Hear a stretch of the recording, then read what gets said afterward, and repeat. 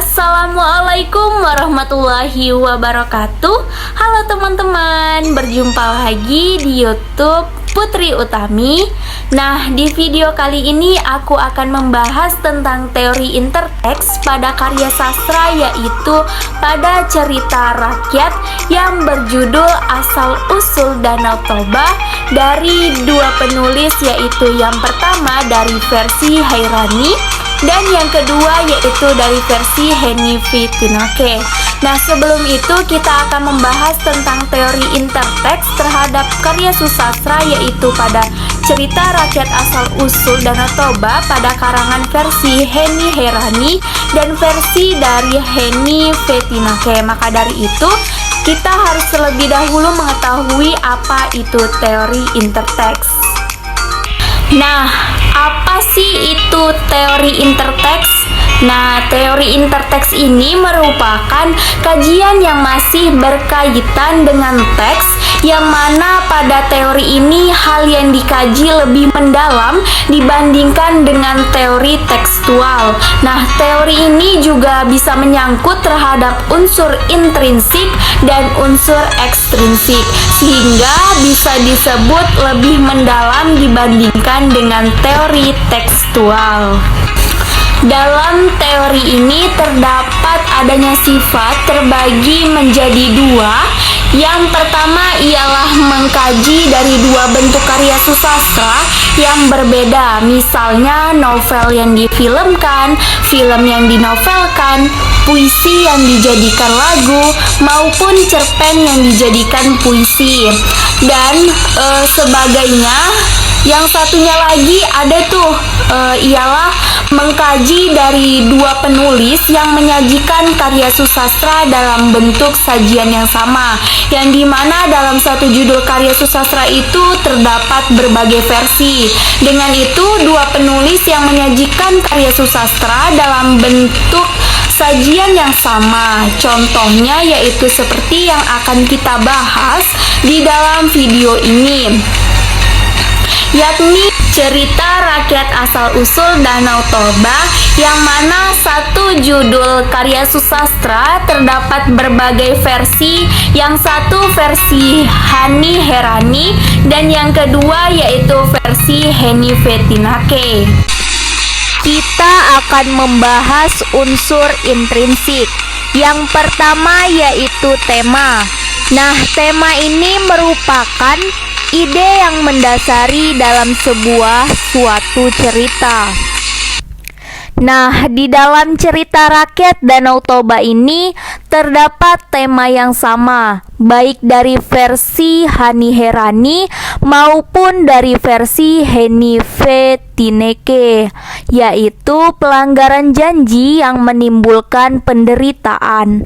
Hal itu didapat karena dalam dua versi cerita tersebut sama-sama menceritakan atau di dalamnya terdapat tokoh utama yang terkena penderitaan setelah mengingkari janji. Yang kedua yaitu tokoh dan penokohan. Nah, telah kita ketahui bahwa tokoh ini merupakan pelaku yang mengemban peristiwa dalam cerita rekaan, sehingga peristiwa tersebut dapat menjalin suatu cerita. Sedangkan penokohan adalah cara sastrawan untuk menampilkan tokoh yang sekaligus mengarah pada teknik perwujudan dan pengembangan tokoh dalam cerita. Nah, di dalam cerita rakyat Asal-Usul Danau Toba versi dari Henny, tokoh utama ataupun sentral lainnya ialah tokoh petani, yang mana secara keseluruhannya cerita rakyat ini menceritakan tentang tokoh petani. Hal itu didapat pada setiap kutipan kalimat dalam cerita tersebut, yang diantaranya adalah: Alkisah dahulu kala, di sebuah dusun yang terletak di wilayah Sumatera Utara, hiduplah seorang petani yang sebatang kara karena telah yatim piatu dan hidup dengan sangat bersahaja. Selanjutnya ada: lalu pada kutipan kalimat, sering si petani merasa kesal dengan kelakuannya, tapi dia dapat menahan amarah. Untuk tokoh tambahannya itu ada istri, terdapat dalam kutipan, yaitu di depan rumah istrinya berdiri tegak, memandangnya dengan wajah yang sulit diartikan. Lalu ada tokoh tambahan yaitu putra, yang terdapat dalam kalimat, suatu hari si putra disuruh ibunya untuk mengantarkan makanan untuk ayahnya yang sedang bekerja di sawah. Untuk penokohan pada tokoh petani versi Hani, ia digambarkan sebagai seseorang yang tidak menepati janji, yang mana hal itu terdapat dalam kutipan kalimat, di depan rumah istrinya berdiri tegak, memandangnya dengan wajah yang sulit diartikan. Kemudian mengatakan bahwa sudah saatnya mereka berpisah karena sang petani telah melanggar janji, yang mana janjinya ialah bahwa ia tidak mengatakan sang istrinya adalah ikan dan mengetahui bahwa anaknya adalah dengan sebutan anak ikan.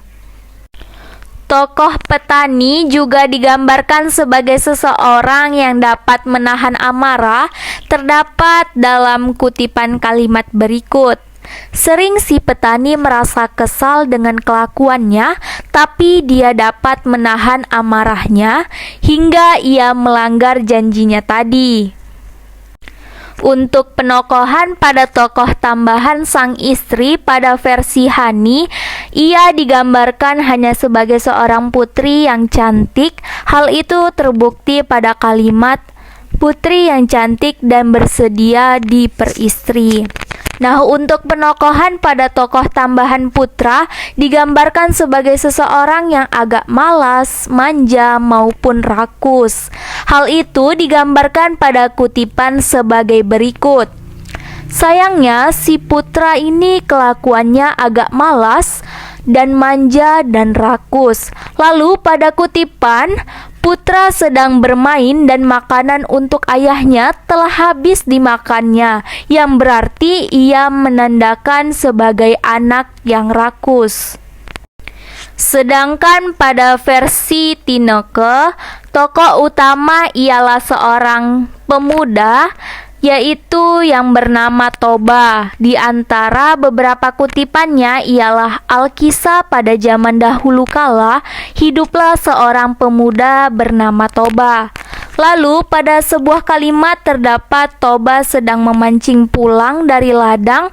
Kemudian pada kalimat sejenak, Toba memperhatikan ikannya yang telah besar, bahwa ia telah memancingnya. Nah, dari 3 kalimat tadi yaitu menandakan bahwa tokoh utamanya ialah pemuda yang bernama Toba. Untuk tokoh penambahannya dalam versi Tineke itu terdapat yaitu tokoh putri, yang mana terdapat kalimat nama aku Putri Tuan. Lalu ada tokoh tambahan ini lagi yaitu Samosir, yang mana terdapat kalimat seorang anak laki-laki Samosir namanya. Dan pada kalimat Samosir tumbuh menjadi anak yang sehat. Nah, itu berarti tokoh dalam versi ini yaitu Tineke sangat berbeda jauh dengan tokoh di dalam versi Hani. Untuk penokohan tokoh Toba pada versi Tineke digambarkan sebagai seseorang yang sama dengan versi Hani, yaitu seseorang yang tidak dapat menepati janji. Terdapat bukti dalam kutipan kalimat berikut. Tidak disangka jika suaminya melanggar sumpahnya untuk tidak menyebutkannya berasal dari ikan. Tokoh Toba dalam versi Tineke digambarkan sebagai seseorang yang pekerja keras, yang mana terdapat dalam kutipan berikut. Toba telah sangat merasa lapar karena bekerja keras sejak pagi, lalu ia langsung membuka bekal untuk memakannya. Nah, untuk penokohan yang satu ini itu tidak terdapat dalam versi Hani. Nah, di dalam versi Hani sendiri itu bahwa tokoh Toba merupakan seseorang yang tidak bisa menepati janjinya. Untuk penokohan pada tokoh tambahan Putri pada versi Tineke, ia digambarkan sebagai seseorang yang cantik jelita. Terdapat bukti dalam kutipan berikut. Seseorang perempuan yang cantik jelita wajahnya. Nah, dan ada pula terdapat pada kalimat begitu pula pada perempuan yang mempunyai wajah jelita itu, tokoh Putri juga digambarkan sebagai seseorang yang suka memanjakan Samosir. Terdapat bukti dalam kutipan berikut. Bertambah-tambah malas kelakuannya akibat ibunya terus memanjakannya. Apapun yang dimintanya akan diusahakan ibunya untuk dipenuhi. Untuk penokohan pada tokoh Samosir digambarkan ia sebagai seseorang yang nakal, pemalas, tidak peduli, dan memiliki nafsu makan yang kuat. Hal itu terdapat pada kalimat, sayang dia agak nakal serta pemalas. Ia seperti tidak peduli. Samosir yang mempunyai kuat nafsu makannya. Dari sini kita mendapatkan bahwa penokohan di antara versi Hani dan Tineke secara garis besarnya yaitu sama. Namun ada beberapa sifat di dalam versi Tineke yang tidak terdapat di dalam versi Hani. Tapi semua tokoh yang ada pada versi Hani terdapat juga di dalam versi Tineke. Yang ketiga adalah latar. Nah, latar ini merupakan landasan tumpuh ataupun mengarah pada pengertian tempat hubungan waktu dan lingkungan sosial, baik dari tempat dari peristiwa-peristiwa tersebut yang telah diceritakan. Latar tempat dalam cerita tokoh yaitu versi Hani ialah ada dusun. Terdapat pada kutipan kalimat, Alkisah dahulu kala, di sebuah dusun yang terletak di wilayah Sumatera Utara, hiduplah seorang petani yang sebatang kara karena telah yatim piatu dan hidup dengan sangat bersahaja. Latar tempat yang kedua adalah depan rumah. Terdapat dalam kutipan berikut, di depan rumah istrinya berdiri tegak. Sedangkan untuk latar tempat versi Tineke ialah yang pertama yaitu di tengah perjalanan. Terdapat pada kutipan berikut, di tengah perjalanan Samosir merasa lapar. Yang kedua yaitu terdapat latar tempat adalah ladang. Terdapat kutipan sebagai berikut, setibanya di ladang, Samosir memberikan makanan dan minuman itu untuk ayahnya. Dan yang terakhir adalah latar tempat Heni adalah rumah. Terdapat pada kutipan kalimat, dia langsung berlari ke rumah. Nah, secara garis besar, latar tempat pada kedua versi cerita rakyat ini hampir sama ataupun persis. Namun ada juga latar tempat yang terdapat pada versi Tineke tidak ada pada versi Hani. Selanjutnya ada latar waktu yang terdapat pada cerita rakyat versi Hani. Nah, latar waktu pada versi Hani ialah yang pertama adalah dahulu kala, di mana terdapat pada kutipan berikut, Alkisah dahulu kala di sebuah dusun yang terletak di wilayah Sumatera Utara. Dan yang kedua latar waktu pada versi Hani yaitu musim paceklik, di mana yang terdapat pada kutipan berikut, ketika musim paceklik tiba banyak orang pergi merantau, tetapi si petani tidak mengikuti arus. Sedangkan latar waktu versi Tineke adalah zaman dahulu kala. Terdapat pada kutipan berikut, Alkisah pada zaman dahulu kala hiduplah seorang pemuda bernama Tokoh yaitu Toba. Dan yang kedua latar waktu versi Tineke adalah pagi, di mana terdapat pada kutipan berikut, Toba telah sangat lapar karena bekerja keras sejak pagi. Nah, jadi pada intinya untuk latar waktu dua versi ini hampir sama, yaitu zaman dahulu kala. Sedangkan untuk latar sosial di versi Hani dan Tineke ialah sama, yakni latar sosialnya seorang petani sebatang kara dan yatim piatu yang sama terdapat pada kutipan berikut.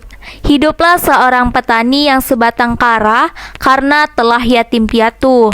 Nah, dan kutipan yang kedua yaitu seorang yatim piatu sehari-hari ia bekerja di ladang. Yang keempat ada alur. Nah, alur ini merupakan rangkaian cerita yang dibentuk oleh tahapan-tahapan peristiwa sehingga menjalin sebuah cerita yang dihadirkan oleh para pelaku dalam cerita. Nah, untuk alur yang terdapat dalam cerita rakyat ini ialah sama-sama yaitu alur maju, baik dari versi Hani maupun Tineke, di mana yang terdapat pada kutipan berikut. Yang mana pada awalnya kedua versi ini sama-sama menceritakan kejadian dari awal hingga akhir secara berurut. Yang kelima, sudut pandang. Nah, sudut pandang ini merupakan cara pengarang menampilkan para pelaku dalam cerita yang dipaparkan. Nah, dalam cerita rakyat ini sudut pandangnya sama-sama menggunakan sudut pandang orang ketiga serba tahu, baik dari versi Hani maupun Tineke, yang mana telah digambarkan dengan pemakaian kata ia dan nama tokoh dalam narasinya. Misalnya dalam versi Hani dari sudut pandang yang terdapat dalam kutipan berikut. Sering si petani merasa kesal dengan kelakuannya, tapi dia dapat menahan amarah. Dan yang kedua, suatu hari si putra disuruh ibunya untuk mengantarkan makanan untuk ayahnya yang sedang bekerja di sawah. Sedangkan pada versi Tineke terdapat sudut pandang yang mana terdapat kutipan sebagai berikut. Samosir tumbuh menjadi anak yang sehat, tubuhnya kuat, sayang dia agak nakal serta pemalas. Yang keenam yaitu gaya bahasa. Gaya bahasa ini merupakan cara seseorang pengarang menyampaikan gagasannya dengan menggunakan media bahasa yang indah maupun harmonis, serta mampu menemukan makna dan suasana yang dapat menyentuh daya intelektual dan emosi si pembaca. Nah, dalam cerita rakyat ini, baik dari versi Hani maupun Tineke, gaya bahasanya itu sama-sama tidak menggunakan diksi yang indah maupun majas sekalipun. Nah, cerita rakyat yang berbeda penulisnya ini sama-sama menggunakan bahasa yang ringan dan mudah dimengerti, namun tetap memperhatikan KBBI serta penulisan yang baik dan benar. Yang ketujuh yaitu amanat.